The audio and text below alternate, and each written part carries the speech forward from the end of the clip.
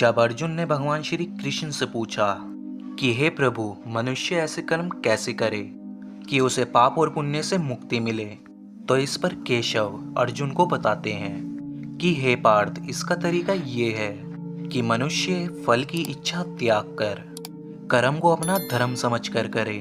फल उसे अवश्य मिलेगा, परंतु इस फल को वो विधान की इच्छा समझकर स्वीकार करे। ज्ञानी पुरुष इसी योग को अपनाकर कर्म योगी बन जाते हैं। इस पर अर्जुन कहते हैं कि वाह प्रभु वाह, उस कर्म का तरीका बताओ जिसे कर्म भी करो और बंधन भी ना हो। इस पर केशव बताते हैं कि इसका बड़ा ही सहज तरीका है, तुम फल कर्म में आसक्ति ना रखो।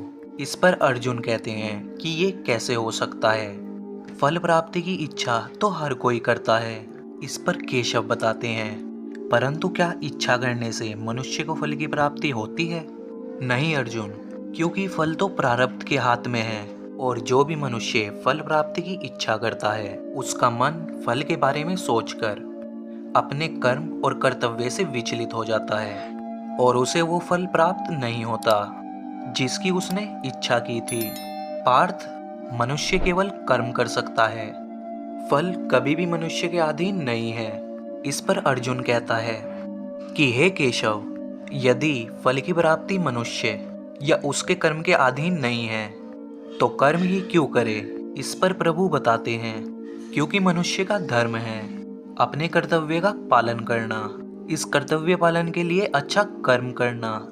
अर्जुन कहता है कि हे केशव, फल प्राप्ति की कामना छोड़ने पर मनुष्य में कर्म करने की प्रवृत्ति उत्पन्न कैसे होगी?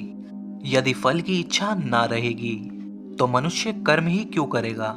इस पर केशव बताते हैं कि हे अर्जुन, जो साधारण मनुष्य फल की इच्छा से ही कर्म में प्रवृत्त होते हैं वे सुख दुख के चक्र में फंस जाते हैं, उनके मन की शांति नष्ट हो जाती है।